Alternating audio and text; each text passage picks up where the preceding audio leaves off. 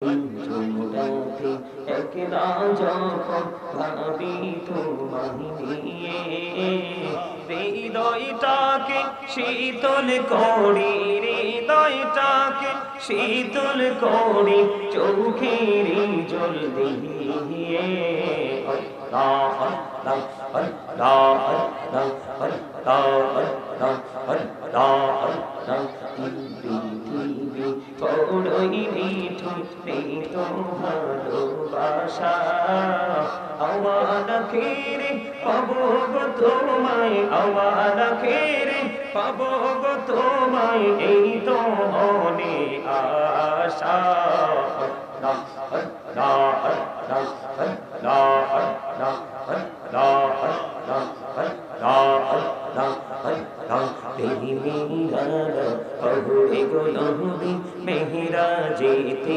যাইয়া তেরি মেরা পহুড়ে গো নবী মেহরা যেতে যাইয়া দয়াল প্রভু দিলেন মেরাজ দয়াল প্রভু দিলেন মেরাজ মুমিনের লাগিয়া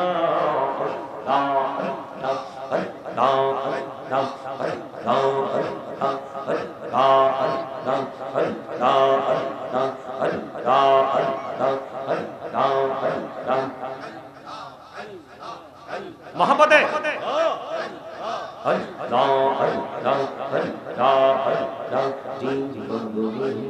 করসিরে গোনা জীবন গড়িয়া করসিরে গোনা ক্ষমা করে দারে দয়া ক্ষমা করে দাও এই গোনা গলি ক্ষমা করিয়া গোনা গলি ক্ষমা করিয়া কবুল করে নাও রে দয়া কবুল করে নাও আল্লাহ আল্লাহ আল্লাহ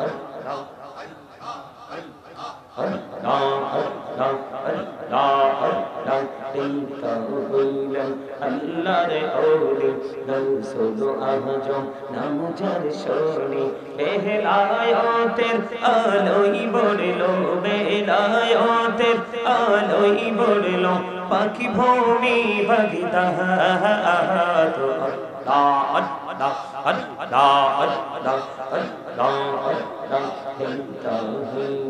আল্লাহর ওলি শাহজালাল নাম যার শোনে ডাইকা হইলেন আল্লাহর ওলি শাহজালাল নাম যার শোনে সুরে মহানদী পার হয়ে যায় সুরে মহানদী পার হয়ে যায় এই জানা যার মাশাআল্লাহ আল্লাহ আল্লাহ আল্লাহ দিলকা হইলেন আল্লাহর ওলি আমানত শাহ নাম যার শোনে ডাইকা হইলেন আল্লাহর ওলি আমানত শাহ নাম যার শোনে রহমান দিয়ে বানাই নৌকা রহমান দিয়ে বানাই নৌকা সইনা হয়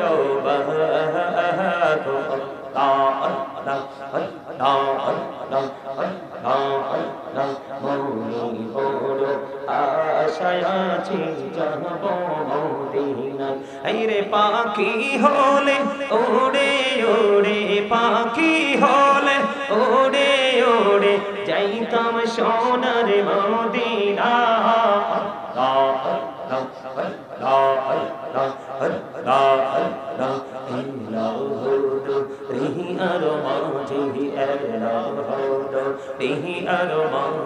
কিসের করো খেলা পিছের দিকে চাইয়া দেখো পিছের দিকে চাইয়া দেখো ডুবে যায় তোর বেহারে আল্লাহ আল্লাহ আল্লাহ আল্লাহ আল্লাহ আল্লাহ আল্লাহ আল্লাহ আল্লাহ আল্লাহ আল্লাহ আল্লাহ প্রাণে মুর্শিদ তুমি আমার হইও গো কান্ডারি তোমার প্রেমে পৈরারে মুর্শিদ তোমার প্রেমে পয়রারি মুর্শিদ ছাড়লাম ঘর বাড়ি রে ও প্রাণের মুর্শিদ তুমি আমার হইও গো কান্ডারি আল্লাহ আল্লাহ আল্লাহ আল্লাহ डकरे बंदा तने बॉडिया डकरे तने बॉडिया डकरे बंदा तने बॉडिया डक रे प्राण बॉडिया डकले रे बंदा प्राणे बॉडिया डकले रे बंदा गुना करबो अल्लाह अल्लाह अल्लाह अल्लाह ঈসার হুল্লার জীবনীতে একটু যাব বোঝানোর জন্য। বন্ধুরে আমার, আল্লাহর নবী ঈসা রূহুল্লাহ ওনার জামানায় ওনার ভক্ত বেশি ছিল না বন্ধু, 2-4 জন। ঈসা রূহুল্লাহর কাছে একদিন এক বেঈমান এসে বলল, গো নবী, আমি আপনার সফর সঙ্গী হতে চাই। সফর সঙ্গী হতে যাও? কয় সফর সঙ্গী হইতে চাই, চলো সফর করতে চলো। খেয়াল করবেন, সফরে যখন রওনা দিয়ে দিলেন, ও বন্ধু, ওই সফর সঙ্গীর কাছে 2টা রুটি নিয়ে রওনা দিলেন। কয়টা রুটি? খেয়াল করবেন, 2টা রুটি নিলেন। আল্লাহর নবী রাসূলুল্লাহ নিলেন 1টা রুটি। সফর করতে করতে করতে করতে বন্ধু ধীরে ধীরে ধীরে ধীরে কিছু দূর যাওয়ার পরে তারা আবার একটা জায়গায় বসলেন, একটু ক্লান্ত মনোভাব নিয়ে। একটা জায়গায় বসার পরে আবার তারা নাস্তা খাবে।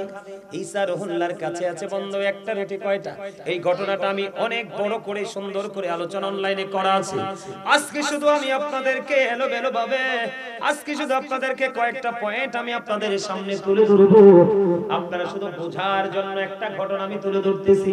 আল্লাহর নবী ঈসা রূহুল্লাহর জামানা থেকে বন্ধু, তখন ঈসা রূহুল্লাহ 1টা রুটি খেয়ে ফেললেন। খাওয়ার পর ওনার সঙ্গী 2টা রুটি আছে, তিনি 1টা রুটি খাইলেন। 1টা রুটি খাওয়ার পরে এবার ও বন্ধু ঈসা রূহুল্লাহর সঙ্গীর কাছে আর 1টা রুটি আছে। ঈসা নবীটাও খেয়ে ফেললো, ওই লোকের 1টাও খেয়ে ফেললো। কিন্তু এই লোকের কাছে তো আরো 1টা আছে। কি আছে? আরো 1টা আছে। এবার কি করতেছেন? তিনি রুটিটা বের করে না। কেন বের করে না? ভাগ দেওয়া লাগবে। কি দেওয়া লাগবে? ভাগ দেওয়া লাগবে। কিন্তু সে তো ভাগ দিতে রাজি না। নাউজুবিল্লাহ কন্না, ভাগ দিতে রাজি না। আবার চিন্তা করে, যদি খাই নবীর সামনে, নবীকে না দিয়ে খেতে পারবো না। এই রুটিটা বন্ধু লুকায়া রাখছে। কি রাখছে? রুটিটা বন্ধু লুকিয়ে রাখছে। লুকিয়ে রাখার পরে এবার বন্ধু তিনি সামনের দিকে অগ্রসর। একজন কুষ্ঠরোগী দেখতে পেলেন। কুষ্ঠরোগী দেখার পরে ওই কুষ্ঠরোগীকে আল্লাহর নবী ঈসা রূহুল্লাহর হাতে একটা আশা ছিল, মানে লাঠি ছিল। লাঠি দিয়ে কি দিয়ে দিলেন? মেসেজ দিয়ে দিলেন। মেসেজ দিয়ে দেওয়ার পরে ওই কুষ্ঠরোগীর কুষ্ঠরোগটা ভালো হয়ে গেছে। জোরে জোরে বলুন সুবহানাল্লাহ। ওয়াজটা বুঝেন। আল্লাহর নবী ঈসা রূহুল্লাহ যখন তিনি ওনার লাঠি দিয়ে ওই যে কুষ্ঠরোগীকে মেসেজ করে দিল, বন্ধু তার কুষ্ঠরোগটা ভালো হয়ে গেল। এই দৃশ্য দেখার পরে এবার ঈসা রূহুল্লাহ তার সঙ্গীকে ডাক দিয়ে বলে, সঙ্গী রে, তুমি তো দেখেছো আল্লাহ রাব্বুল আলামিন ওই কুষ্ঠরোগীর কুষ্ঠরোগটাকে ভালো করে দিয়েছে। তোমার কাছে যে 1টা রুটি আছে, সেই রুটিটা কোথায়? তার মানে আল্লাহর নবী তারে বুঝাইতে চায়, আল্লাহর নবী আড়ালে যে সে লুকায় রাখছে। কি করেছে? লুকায়া রাখছে। নবীরাই খবর জানে কি জানে না? আরো যারা বলে জানার পাওয়ার আছে না নাই? আল্লাহ সেই শক্তি দিছে কি দিছে না?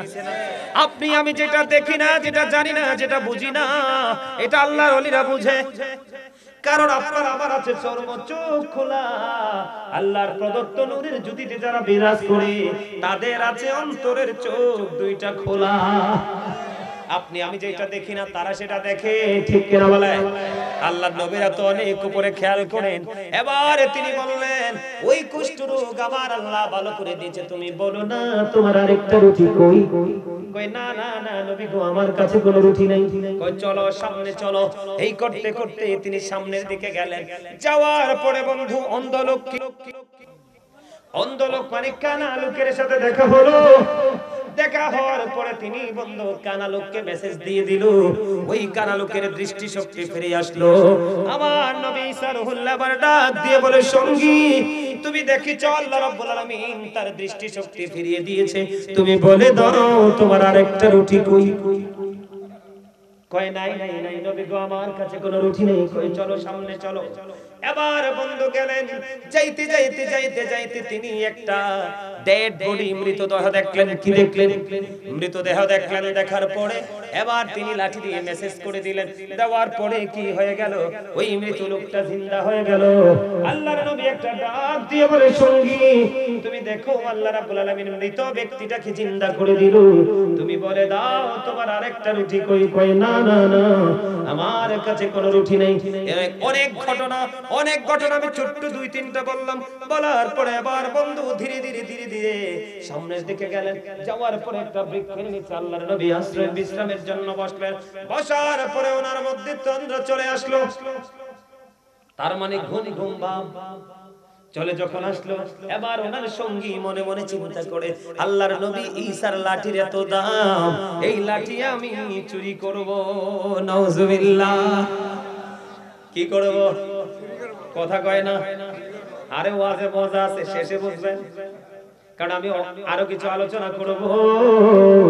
এই জন্য আমি আপনাদের সামনে ঘটনাটা তুলে ধরছি সহজে বোঝার জন্য।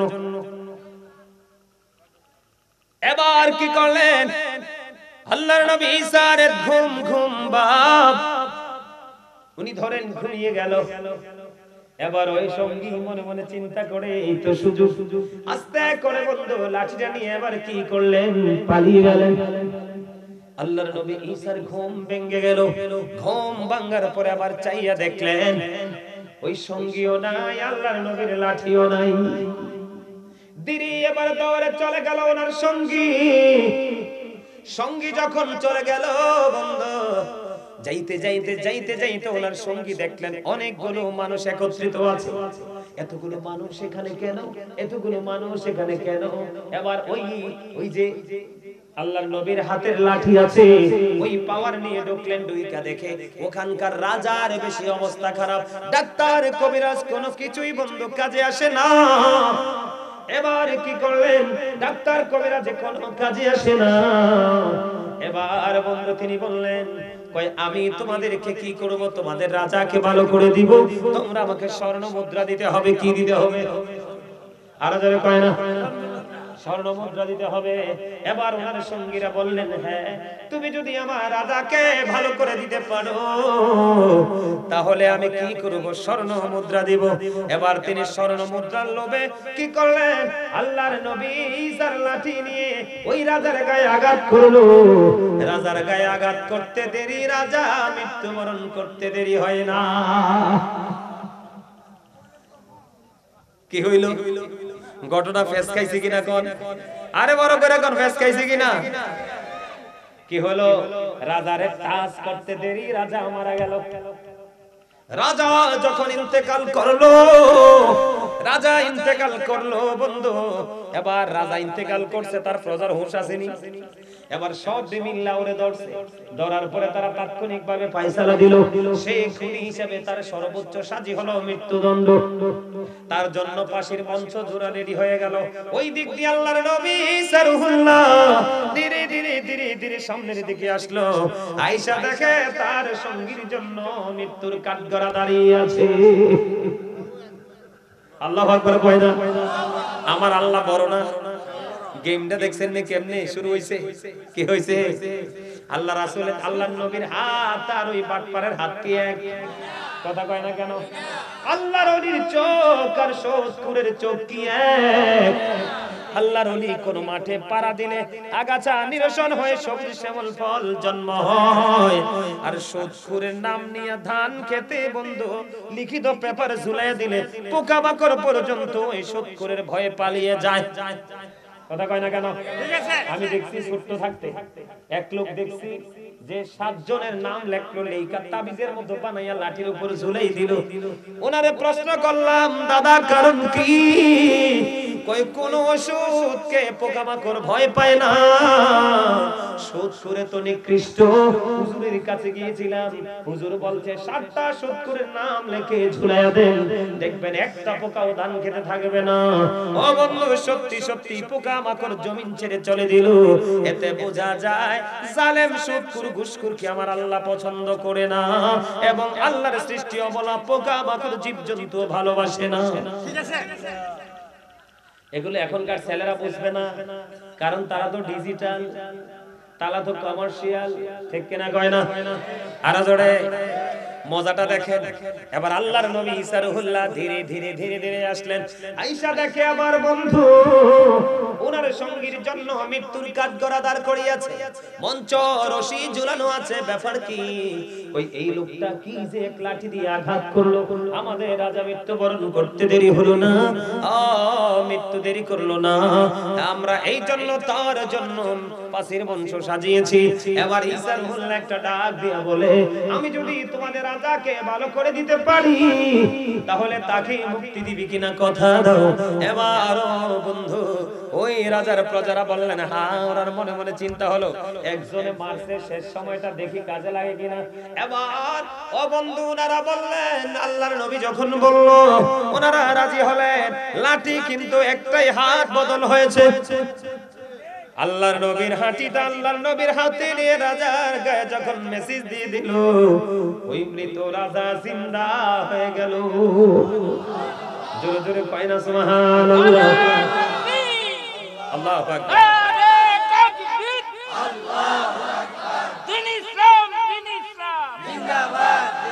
নারে রিসালাত, নারে রিসালাত কই গেল? নারে রিসালাত, ইয়া রাসূলুল্লাহ, নারে রিসালাত, ইয়া রাসূলুল্লাহ। হযরত মাওলানা গাজী সুলাইমান আল কাদরি সাহেব জিন্দাবাদ, জিন্দাবাদ। আল্লাহ যেখানে রাসূল, নারে তাকবীর যেখানে, নারে রিসালাত, ফরজ যেখানে, সুন্নাত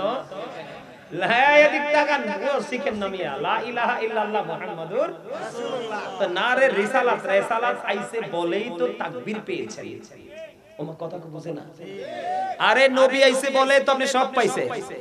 তার মানে নারে তাকবীরের ধ্বনিটাও আমরা শিখছি রিসালাতের মাধ্যমে। কথা বলে না কেন? রিসালাত বাদ দেওয়া যাবে? বাদ দিলে কি হবে? বেয়াদবি হবে না? আমার কথা কয় না, হবে না?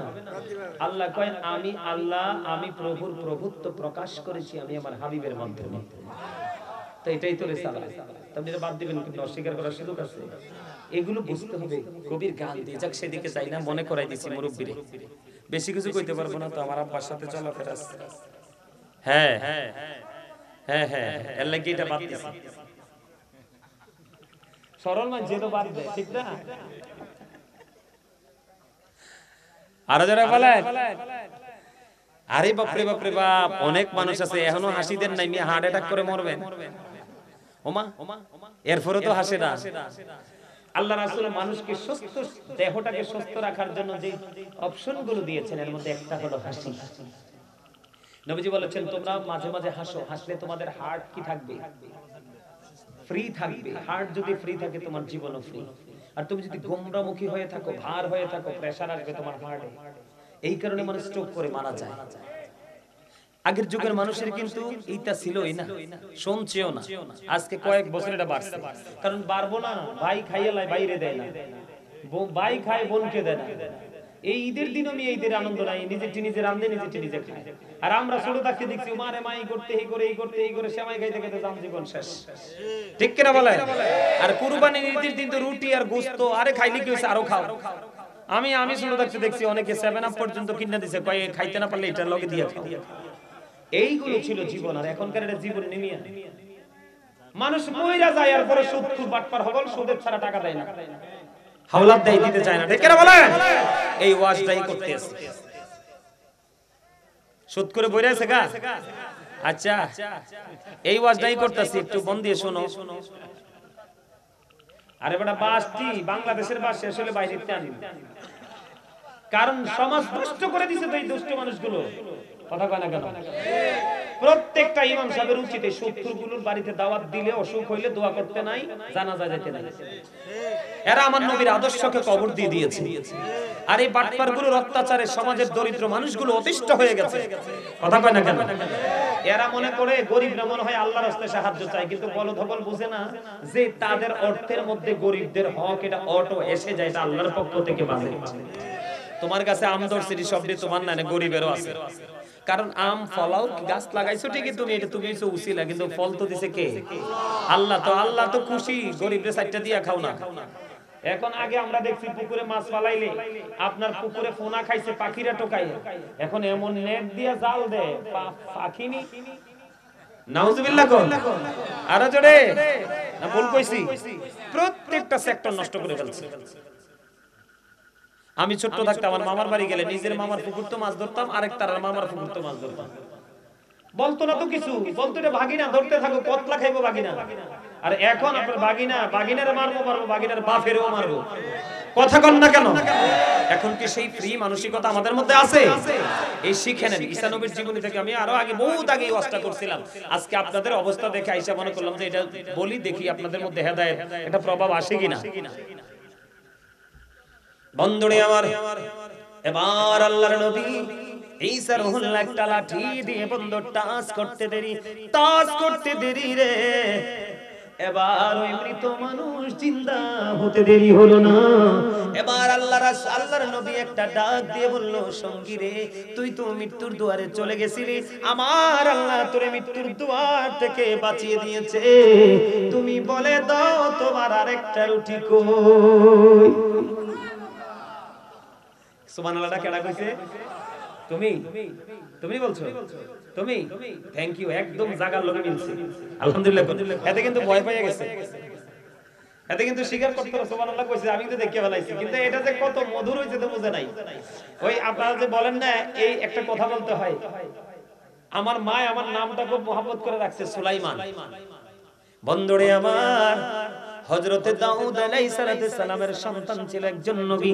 হযরতে সুলাইমান আলাইহিস সালাম তিনি এমন একজন নবী ছিলেন, আমার আল্লাহ ওনাকে এমন একটা কুদরতি গাড়ি দিয়েছিল যেটার কোনো ড্রাইভার লাগতো না, যেটার কোনো তেল লাগতো না, যেটার কোনো মোবিল লাগতো না, যেটা বন্ধু কোনো ব্রেক লাগতো না, স্টার্টিং কোনো কিছুই লাগতো না, শুধু অনুমতি দিতে দেরি রে বন্ধু, এটা চলতে দেরি করতো না। আল্লাহর নবী বায়ুকে যদি বলতো, বায়ু তুমি আমার গাড়ি নিয়ে ওই গন্তব্যে যাও, বায়ু প্রস্তুত ছিল ওটাকে নিয়ে ঘুরতে। সুবহানাল্লাহ। তার এই ভীতিটা দেখে বন্ধু আমার একটাই ওয়াজটা মনে পড়ে গেল। এবার একদিন আল্লাহর নবীর সিংহাসন দেখলেন, ও বন্ধু বাতাস নিয়ে ঘুরে বেড়াচ্ছে, কোনো তেল লাগলো না, কোনো মোবিল লাগলো না, কোনো ড্রাইভার লাগলো না। কি আশ্চর্য নিয়ামতের এক গাড়ি, কি সিংহাসন! ওই কৃষক যখন এটা দৃশ্য দেখলো, দেখার পরে বলে দিল সুবহানাল্লাহ।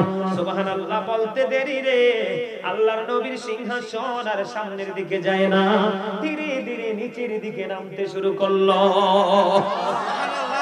এখন আল্লাহর নবীর সিংহাসন যখন নিচের দিকে নামতে শুরু করলো, এবার ওই কৃষক দেখে ভয় পাইলেন, আরে আল্লাহ আমি কি ভুল করেছি, আল্লাহর নবীর গাড়ি তো সামনে না যাই আমার দিকে আসতেছে। ওই কৃষক বন্ধু কি করলো, ও বন্ধু এই দৃশ্য দেখে কাজ পালায়া তার গন্তব্যের দিকে রওনা হলো।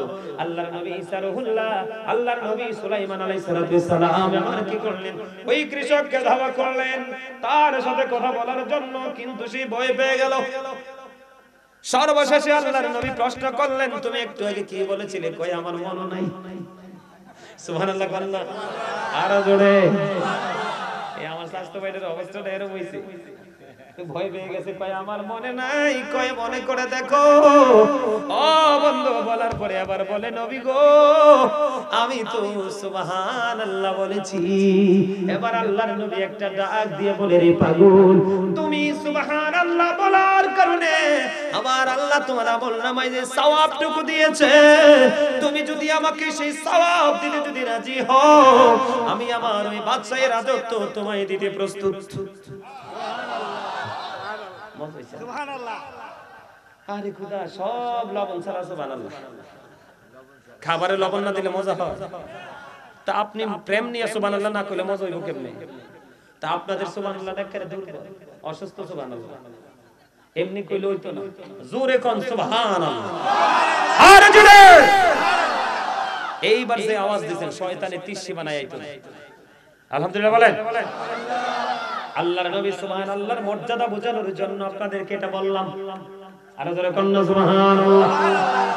এবার বন্ধু আল্লাহর নবী ঈসা রূহুল্লাহ একটা ডাক দিয়ে বলে দাও, তোমার আল্লাহ আমার আল্লাহ তোমাকে বিপদ থেকে মৃত্যুর দুয়ার থেকে বাঁচিয়েছে, তুমি সত্য কথা বলো, তোমার আরেকটা রুটি কই? কই নবী গো, না না না, আমার কাছে কোনো রুটি নাই। কই না না, চলো চলো চলো, আবার চলো, আমরা আর যাব না, রিটার্ন করতে হবে। আবার যেই পথে চললেন ব্যাক করলেন, এবার চলতে শুরু করলেন। চলতে চলতে চলতে চলতে আয়েশা দেখলেন বন্ধু, এখানে আয়েশা দেখলেন বন্ধু কয়টা লাশ পড়ে আছে। কি পড়ে আছে? লাশ যখন পড়ে আছে, লাশগুলোর গায়ে টাচ করলেন, জিন্দা হয়ে গেল। কি হয়ে গেল? জিন্দা হয়ে গেল। আল্লাহর নবী ঈসা নবী এমনই ছিল, ওনাকে কেমন মুজিজা আমার আল্লাহ দিয়েছে। ওই যে ঘটনাটা বললাম না, ওই ঘটনাটা আরেকটা ঘটনা আছে, কি জানেন? ওনারা একটা মেষ জবাই করে খাইছে। তো খাইছে যে জবাই করে খাওয়ার সময় আল্লাহর নবী ঈসা নবী রূহুল্লাহ বলছে যে হাড়গুলো চামড়াগুলো একত্রিত রাখো। সব বস্তু খাইয়া হাড় চামড়া একত্রিত, লাঠিটা দিয়ে টাচ করে বলতেছে যা পালে চলে যা। জিন্দা হইয়া মেষ পালে চলে গেছে, অথচ পুরো গোশত খেয়ে ফেলেছে সবাই। জোরে জোরে বলতে সুবহানাল্লাহ। আল্লাহ ওনাকে এমন মর্যাদা দিয়েছেন। ওনাকে কেমন মর্যাদা দিয়েছেন? উনি আল্লাহর কাছে চেয়েছে, আল্লাহ স্বর্গীয় খাবার পাঠাও। এক খাতা স্বর্গীয় খাবার পাঠিয়ে দিয়েছে। এই খাবারের মধ্যে গোশত ছিল, রুটি ছিল, ভুনা মাছ ছিল।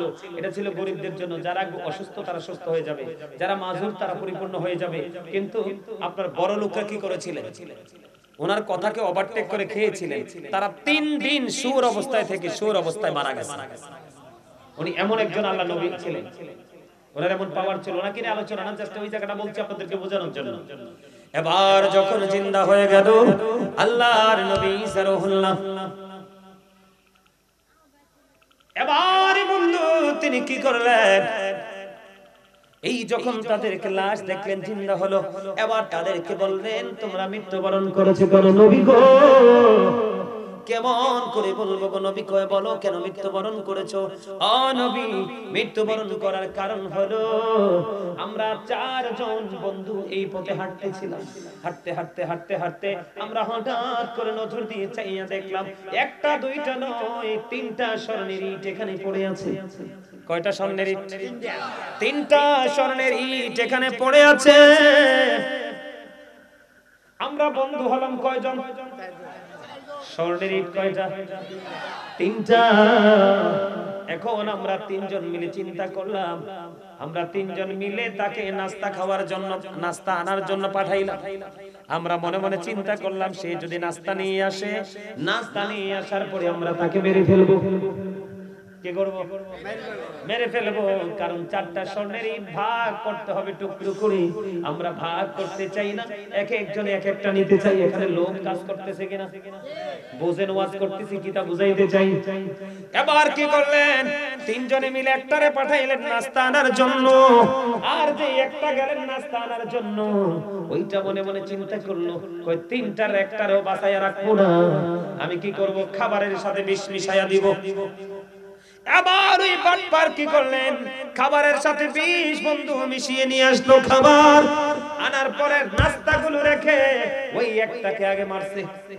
মাইরা তারা মজা কইরা নাস্তা খাইলো। খাবার পরে বাড়ি ফিরবে স্বর্ণের ইট নিয়ে।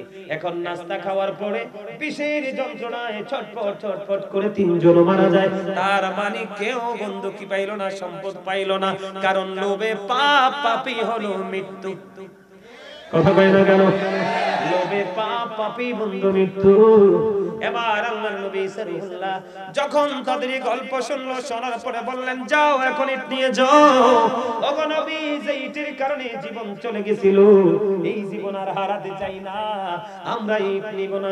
এবার নবীজির সঙ্গীকে বললেন সঙ্গী রে, এই মরা মানুষ 4 জন জিন্দা করে দিল আমার আল্লাহ, তুমি বলে দাও তোমার আরেকটা রুটি কই? কই নবী গো, নাই নাই নাই, আমার কোন রুটি নাই। কই নাই, কই না। আচ্ছা ঠিক আছে। এবার আল্লাহর নবী ঈসা রূহুল্লাহ ডাক দিয়ে বলল তোমরা শোনো, হৃদয় খুলে শুনো চার চারে পাড়ার আমার ভাই আমার বাবারা, আমার মা বোনদেরকে বলি কি বুঝাইতে চাই খেয়াল করো। ভাইরা আমার, বাবারা আমার, তোমরা খেয়াল করো আমি কি বুঝাইতে চাই। স্বর্ণের ইট কয়টা? তিনটা। এবার আল্লাহর নবী এখান থেকে বিদায় হয়ে যাবে, তাকে আর পাশে রাখবে না, ওনার চিন্তা। এবার তিনি বললেন স্বর্ণের ইটগুলো আমরা নিয়ে যাব। কি করব? স্বর্ণের ইটগুলো আমরা নিয়ে যাব, কিন্তু আমরা সঙ্গী হলাম দুইজন, ইট তো হইল তিনটা, ইটটিকে ভাগ করব কেমনি? এবার আল্লাহর নবী একটা ডাক দিয়ে বললেন আমি একটা ফয়সালা দিব। কই কি গো নবী? কয় যার কাছে একটা রুটি ছিল সে পাবে একটা স্বর্ণের ইট, আর যার কাছে দুইটা রুটি সে পাবে দুইটা স্বর্ণের ইট। এবার ওই জালেম, ওই অত্যাচারী, ওই মিথ্যাবাদী, ওই কাফের এবার একটা ডাক দিয়ে বলল নবী গো, আপনার মনে আছে নি ওই ফার্স্ট টাইমে আমরা নাস্তা করেছিলাম, আপনি খাইছিলেন একটা রুটি, আমি খাইছিলাম আর একটা রুটি। নবী চাইয়া দেখেন আমার কাছে এখনো আর একটা রুটি আছে। জোরে জোরে কন্না নাউজুবিল্লাহ, আর জোরে কন্না নাউজুবিল্লাহ। এতগুলো দৃশ্য তার সামনে তুলে ধরলো, বারবার বলছে নাই নাই নাই, কিছু নাই, কিছু নাই, রুটি নাই। এবার নবী বললেন যার কাছে দুইটা রুটি সে পাবে দুইটা স্বর্ণের ইট, আর যার কাছে একটা সে পাবে একটা। এই কথা বলার পরে রুটি বের করে দিল। এবার আমার নবী বললেন তুই সবচেয়ে বড় জালিম, তুই সবচেয়ে বড় অত্যাচারী, তুই নিজের উপর জুলুম করেছিস। আল্লাহর নবীর সঙ্গী হওয়ার পরেও তার চরিত্র বদলাতে পারিসনি। আমার এই স্বর্ণের ইট লাগবে না, তুই সেই ইট নিয়ে যা, তবে ধ্বংস তোর নিকটে। এই কথা বলে আল্লাহর নবী রওনা দিলেন। এবার ওই জালেম খুশি হয়ে বন্ধু তিনটা স্বর্ণের ইটকে জড়িয়ে ধরলেন, নিয়ে যাবে। জড়িয়ে ধরতে দেরি মাটিটা দুইটা ভাগ হয়ে গেল, ওই স্বর্ণের ইটগুলো সহ ওই জালেমকে মাটি গ্রাস করে ফেললো। জুড়ে জুড়ে বলুন না নাউজুবিল্লাহ। বুঝতে পারছেন নি আমার ওয়াজ? দেখবেন আপনি যখন বলবেন আপনার কাছে ভাই আমার কয়টা টাকা হাওলাত দরকার, বাইরে হারামো নাই, কিন্তু আপনি যখন বলবেন কয়টা টাকা সুদ দেন, কইব কয় লাখ লাগবো। কথা কয় না কেন? এদের মধ্যে লোভ ঢুকছেনি। কিছু মুরব্বি আছে চা দোকান, চাটা ফুলা দুইটা বিদেশ থাকে, সুদের ব্যবসা করে। চা দোকানদারের সাথে লেয়াজু কে কয় আমি তোরে বাড়াইয়া সারাইয়া চাটা খাওয়াবো, এটা এটা করবো। কার বিপদ আছে এলাকায় খবর নিবি, বলবি টাকা আছে স্ট্যাম্প দিয়ে সই দিয়ে নিব। আছে না নাই? এটা লোভে পড়ছে কি না?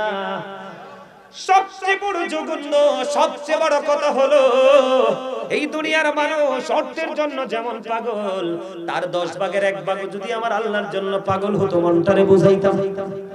কথা কয় না কেন? এখনকার মানুষ জুলুম করে বন্ধু টাকা উপার্জন করে।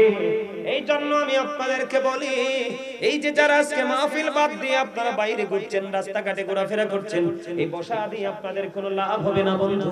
আপনি দুনিয়ার লোভে পড়েছেন, ওই স্বর্ণের ইটলার মতো, ঈসা নবীর সঙ্গীর মতো আপনি ধ্বংস হবেন। আমার আল্লাহ সূরা আলে ইমরানের 185 নম্বর আয়াতের শেষ অংশে বলেছেন, ওয়ামাল হায়াতুদ দুনিয়া ইল্লা মাতাউল গুরুর। এই দুনিয়ার জীবন, এই পৃথিবীর জীবন, এই দুনিয়ার হায়াত একটা ধোঁকা। বলছে কে? আরো জোরে কোন? ওই দেশের সর্বশেষে সত্য কথা বলে তিনটা স্বর্ণের ইট জড়াইয়া ধরলো, কিন্তু যাইতে পারলো না। ঠিক তেমনি ভাবে আপনারা পৃথিবীর লোভে পড়ে সন্তানের জন্য টাকা পয়সা বাড়ি গাড়ি দ্বন্দ্বলতের পাহাড় করে নিচ্ছেন। আমি আপনাদেরকে বলে রে, হাফেজ সাহেব আমার পাশে আছে, আমার আল্লাহ কোরআন শরীফের 19 পারা সূরা শুআরার 88 নম্বর আয়াতে বলে দিয়েছেন, ইয়াউমা লা ইয়ানফাউ মালু ওয়ালা বানুন। আপনার ধন সম্পদ সন্তান সন্ততি কাল হাসরের দিন কোনো কাজে লাগবে না। ইটলার মতো ওই শ্রেণী দশা। কথা কয় না কেন? ওই যে উরুটি লুকাইয়া নবীর সাথে ধোঁকা দিয়েছিনি, সর্বশেষ ধোঁকায় নিজেই পড়েছে। এই চরচারি পাড়ার গ্রামের মানুষগুলোকে বলবো, আলেমরা যেখানে আসে হয় ভালো নাই মন্দ, হয়তো খারাপ দিক নয়তো ভালো দিক, তুমি কোনো না কোনো বিষয় একটি হতে পারবা। কথা কয় না কেন? আমি আপনাদেরকে আজকে বলে যাই, ও বন্ধু, জুলুম করা এত বড় জঘন্য খারাপ। জিবরাইলকে আমার আল্লাহ বললেন, আল্লাহ যাও জিবরাইল অমুক অমুক শহর ধ্বংস করে দাও, অমুক অমুক অমুক শহর তুমি ধ্বংস করে দাও। এই কথা বলার পরে বন্ধু জিবরাইল গেলেন, হাদিস শরীফের মধ্যে আসছে জিবরাইল যাওয়ার পরে দেখেন ওখানে এমন একজন আল্লাহ বলা লোক আছে, বুজুর্গ লোক আছে। এবার আল্লাহকে বললেন, আল্লাহ তোমার একজন বুজুর্গ লোক আছে, জীবনে একটা মুহূর্তের জন্য তোমার গোলামি ছাড়ে নাই, আমি কি তাকে সহ ধ্বংস করে দিব? আমার আল্লাহ বললেন, হ্যাঁ তুমি তাকে সহ ধ্বংস করে দাও। তার কারণ হলো তার সামনে অনেক অন্যায় অপরাধ জুলুম হয়েছে, সে কোনোদিন প্রতিবাদ করে নাই। যিনি জুলুম করে এবং যিনি জুলুম সহ্য করে দুইজনই সমান অপরাধী। বুঝেন নাই? আমাদের মধ্যে রহমত আসেনি? নাই, কই আছে? খাইতে পারে